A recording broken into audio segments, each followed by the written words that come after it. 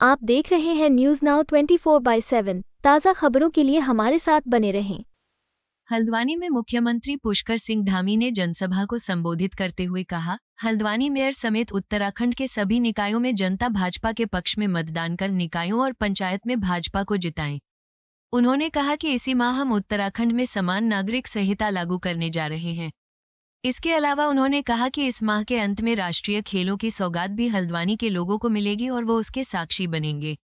देवतुल्य जनता के जोश, उत्साह और समर्थन को देखकर यह साफ है कि आगामी 23 जनवरी को नैनीताल क्षेत्र में प्रचंड बहुमत के साथ कमल खिलने जा रहा है।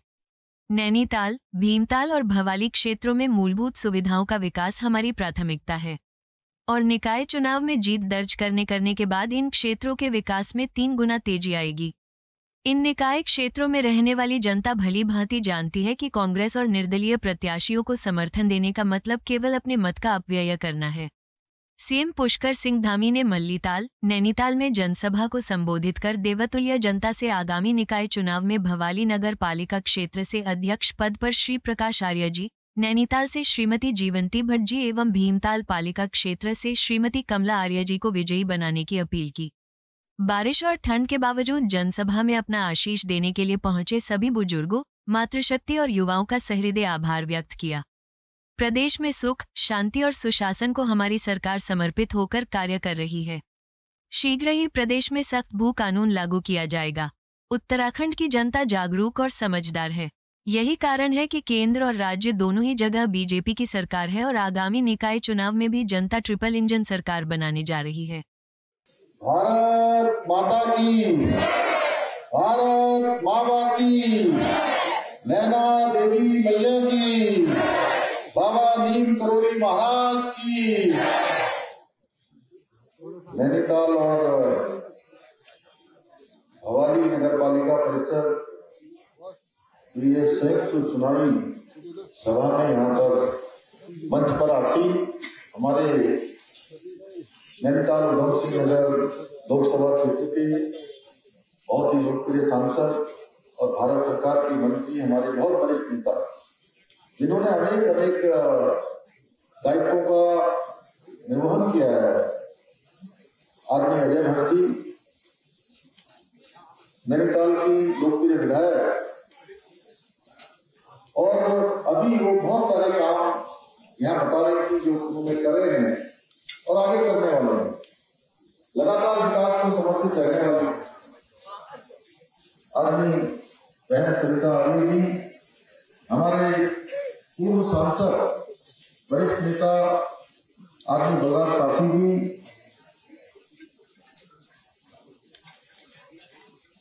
यहाँ की नैनीताल नगर पालिका परिषद की चेयरमैन पद की प्रत्याशी बहन जीवंती भट्ट जी,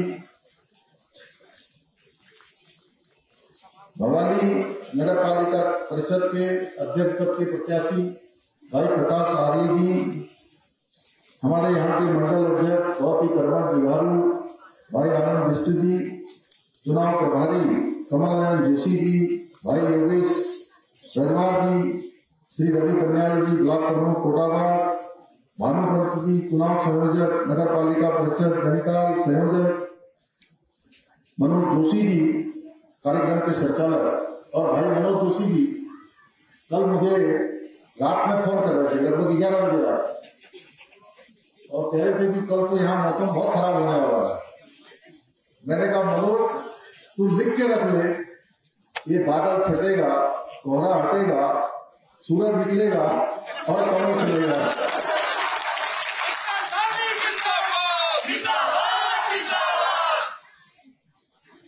भाई अरविंद परियार जी, दया किशन पोखरिया जी, हमारी दीदी शांति मेहरा जी, सुश्री भावना मेहरा जी, श्री किशन पांडे जी, शालिनी शाह जी, रोहित लाल शाह जी, मोहित आर्य जी, मालती नंदन शाह जी एवं हमारे सभी गोपाल जी, सभी हमारे हैं बिमला दीदी, हाँ बिमला दीदी और सभी हमारे सभी दीदियां, इधर की भी दीदियां, उधर की भी दीदी, सामने की भी दीदियां, सबको, सब हमारे बड़े बुजुर्ग सभी उपस्थित माताएं, बहनें और सभी मेरे नौजवान साथी, हमारे पत्रकार मित्रों, छायाकार बंधुओं, मैं सबसे पहले तो मां नैना देवी को प्रणाम करता हूँ, नमन करता हूँ। और इस जनसभा में आप सबकी इतनी कड़ाके की ठंड पड़ रही है, शीतलहर चल रही है और आप सब लोग इतनी बड़ी संख्या में यहाँ पर पधारे हैं।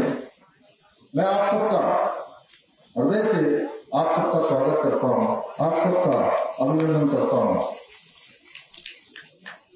आज मैं आप सभी के बीच बहन जीवंती भटकेले और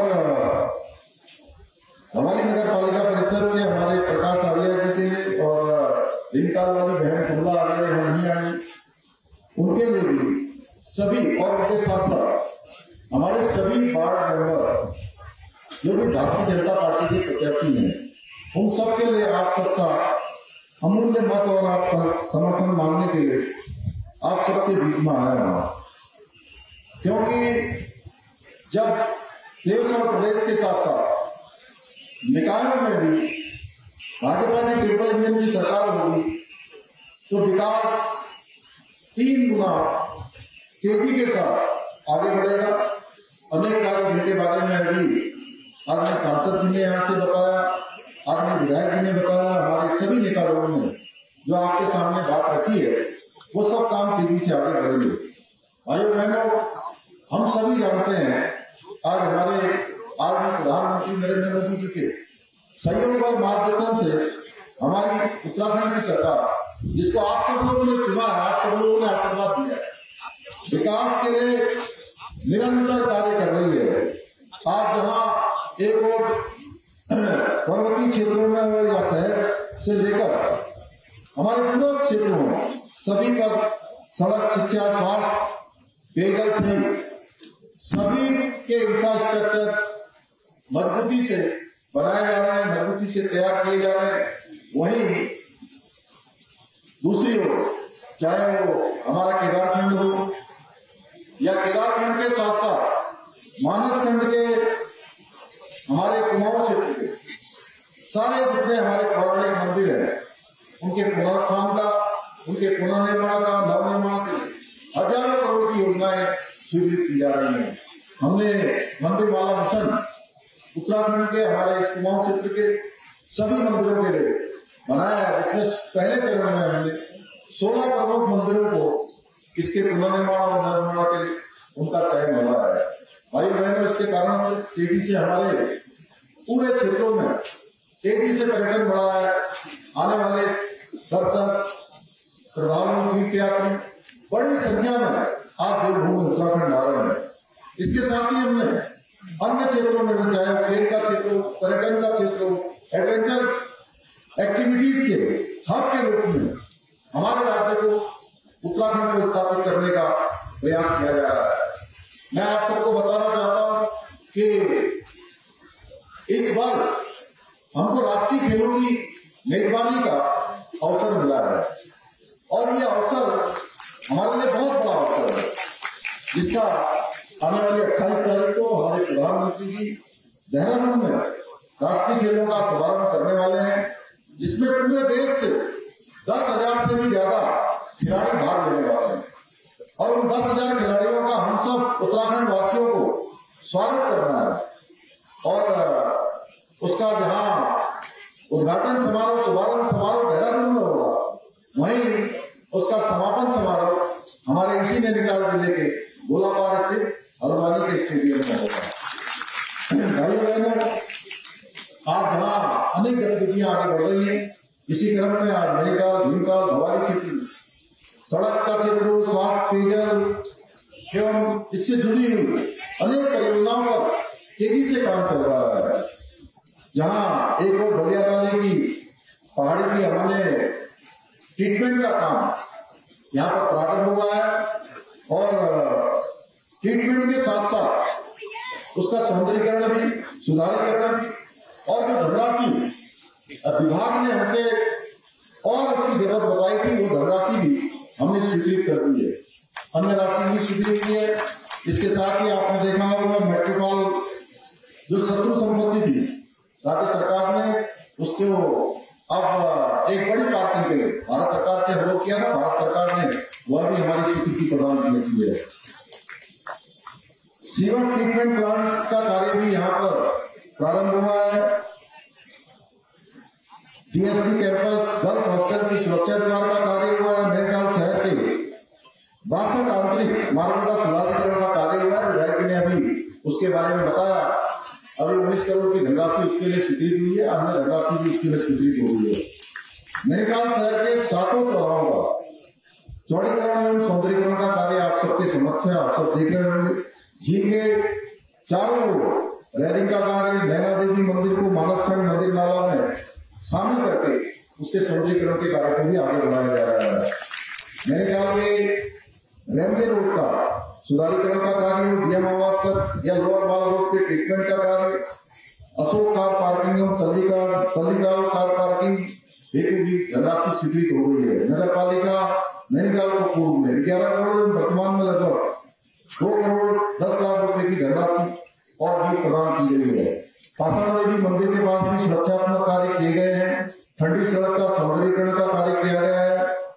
वर्ष 2002 के बाद नैनीताल शहर में सभी आंतरिक सड़कों का अब सुधारीकरण 2002 के बाद हो रहा है।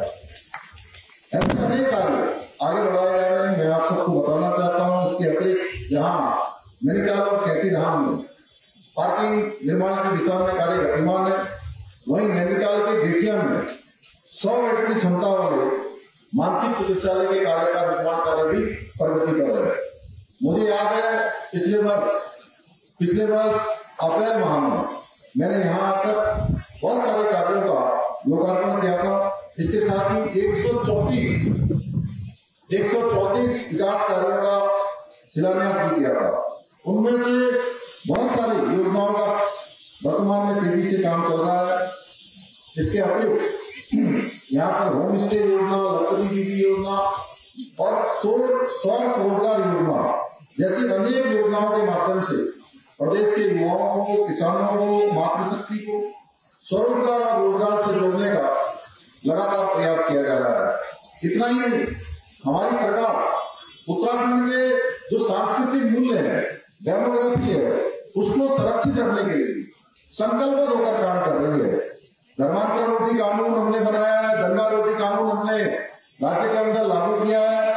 लैंड जिहाद और खून जिहाद के खिलाफ कड़ी कार्रवाई करनी है। देश में सबसे पहले केवल मुझे नहीं, मंच पर बैठे हुए लोगों को नहीं, आप सबको, पूरे उत्तराखंड वासियों को एक गौरव प्राप्त हो गया है कि देश की आजादी के बाद जो बाबा साहब भीमराव अम्बेडकर जब संविधान बना रहे थे, उस संविधान में उन्होंने संविधान के अनुच्छेद 44 में उसका प्रावधान किया था कि देश के अंदर रहने वाले सभी वर्गों के लिए, सभी पंथों के लिए, सभी जातियों के लोगों के लिए एक समान कानून देश में रहने वाले सबके लिए होना चाहिए। भाइयों बहनों, बाबा साहब के सपनों को धरातल पर उतारने का काम सबसे पहले उत्तराखंड की भारतीय जनता पार्टी की सरकार ने किया है। उसका गौरव हम सब उत्तराखंड वासियों को प्राप्त है। और इसी महीने हम इसको लागू करने वाले हैं। हमने प्रदेश में सुख शांति और सुशासन सुनिश्चित करने के लिए हम हर संभव प्रयास कर रहे हैं। इस क्रम में अब प्रदेश में जमीनें खरीदने वाले जो बाहरी लोग हैं, उनकी भी हम गहनता से जांच कर रहे हैं। अगर कोई भी कहीं पर भी नियमों का उल्लंघन करता हुआ पाया जाता है तो उसके भूखंड को, उसकी जमीन को सरकार में निहित किया जा रहा है। ऐसे 750 स्थानों पर ऐसे मामले पाए गए हैं। एक बड़ी संख्या है, किसी के साथ कोई छूट नहीं है। बहुत जल्द हम उत्तराखंड देवभूमि के सभी की जन भावनाओं के अनुरूप बहुत जल्द हम एक सशक्त भू कानून भी प्रदेश के अंदर लागू करने वाले हैं। जो आज राज्य के मूल स्वरूप के साथ खिलवाड़ करने वाले हैं, उनके खिलाफ भी हमने कड़ी कार्रवाई सुनिश्चित कर रहे हैं। आज के इस अवसर पर मुझे ये बताते हुए हर्ष का अनुभव हो रहा है कि हमारी सरकार द्वारा जो नकल विरोधी कानून बनाया गया है, आज नकल विरोधी कानून पूरे देश के लिए हम देश के अंदर अपने के लिए उदाहरण बनेंगे। आज प्रधानमंत्री नरेंद्र मोदी जी ने अभी 9 नवंबर 2024 को हम सबको राज्यवासियों को जब राज्य स्थापना दिवस पर संबोधित किया था, तो उन्होंने कहा कि उत्तराखंड जो कानून बना रहा है वो कानून आज देश के लिए और देश के दूसरे राज्यों के लिए भी एक आदर्श प्रस्तुत कर रहे हैं, एक उदाहरण प्रस्तुत कर रहे हैं। भाइयों बहनों, ये नकल विरोधी कानून, इसका परिणाम ये हुआ कि पिछले 3 वर्षों में 19,000 से भी ज्यादा नौकरियां हम अपने नौजवान भाई बहनों को राज्य के अंदर देने में हमें सफलता प्राप्त की है, जो अपने आप में एक रिकॉर्ड है।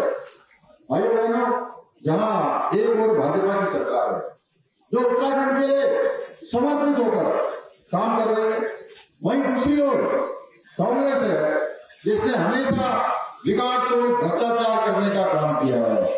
आज जहां एक और आदरणीय मोदी जी के नेतृत्व में सनातन संस्कृति और सनातन धर्म के संरक्षण और उसके संवर्धन के लिए कार्य हो रहा है, वहीं दूसरी ओर कांग्रेस है जिसने हमेशा सनातन विरोधियों के साथ मिलकर तुष्टि विरोधी राजनीति की है। एक और भाजपा है जिसने देश में धारा 370 समाप्त की है, 3 तलाक जैसे कलंक को समाप्त करने का काम किया है। वहीं दूसरी ओर कांग्रेस है जिसने वोट बैंक के लिए, अपने वोट बैंक को बनाए रखने के लिए धारा 370 को फिर से लाने वाले, ऐसी बात करने वालों के साथ आज उनके साथ खड़ी है। एक और भाजपा है जिसने उत्तराखंड को प्रत्येक क्षेत्र में विकास की धारा से जोड़ने का काम किया है। वहीं दूसरी ओर कांग्रेस है जिसने तरह तरह की बातें करके उत्तराखंड के लोगों को आपस में फूट डालने का षड्यंत्र किया है। लेकिन शायद कांग्रेस के लोग ये नहीं जानते कि आज उत्तराखंड की जनता जागरूक हो चुकी है, हर प्रकार से आज समझदार हो चुकी है। यही कारण है कि उत्तराखंड के लोगों ने केंद्र और राज्य दोनों ही जगह पर भाजपा की सरकार को दोबारा से रिपीट करके एक कीर्तिमान स्थापित किया है। भाइयों बहनों, केंद्र और राज्य दोनों जगह पर ये लोग जब हार गए हैं तो अब इनकी पूरी कोशिश है कि किसी भी प्रकार से आप निकाय के चुनाव में जीत जाए, जिससे अपने भ्रष्टाचार का खेल वो फिर से शुरू कर सकें। कांग्रेस के इस गंदे खेल को बंद करने के लिए आप सबको एकजुट होकर आगामी 23 जनवरी को कमल के निशान पर वोट देकर भाजपा के प्रत्याशियों को, चाहे हमारे नैनीताल वाले, भीमताल वाले, भवानी वाले, हमारे नगर पालिका परिषद के सारे सभासद के प्रत्याशी हों, उन सभी को आप सबने विजय बनाना है और ट्रिपल इंजन की सरकार बनानी है। मैं आप सबसे निवेदन करने के लिए आया हूँ। तो बताइए, आप सब तैयार हैं ना? ट्रिपल इंजन की सरकार बनाने के लिए तैयार हैं? आपका वोट कमल को ही जाएगा ना? अब एक बात और बता देता हूँ। देखिए, वैसे तो आप सब लोग बहुत समझदार हैं, कोई भी कांग्रेस को वोट नहीं देगा, कोई भी निर्दलीय वालों को वोट नहीं देगा, क्योंकि उनको वोट देने का मतलब है क्या? वोट खराब करना। और गलती से कोई जीत भी गया छोटा, तो आप उनके पास कोई काम करवाने के लिए जाएंगे तो पता है क्या कहेंगे आपसे? कहेंगे हमसे कोई काम होगा ही नहीं, हमारी कोई सरकार है ही नहीं, केंद्र में भी नहीं है, राज्य में भी नहीं है, और आपको जो है 5 साल ऐसे कहलाते रहेंगे, कहेंगे हमारी सरकार आएगी तो हम काम करेंगे। अरे भाई, न 9 मन तेल होगा न क्या होगा। तो इसलिए इन सबको वोट देने का अर्थ है अपने वोट को खराब करना। मैं आप सब लोगों से ये निवेदन करने के लिए आया हूँ, आप हमारी बहन जीवंती भट्ट को जिता दीजिए, प्रकाश आर्या को जिता दीजिए, कमल आर्या को जिता दीजिए। बाकी विकास की गारंटी विधायक जी की है, सांसद जी की है, और जो यहाँ से बचेगा वो जो है मेरी है। तो मैं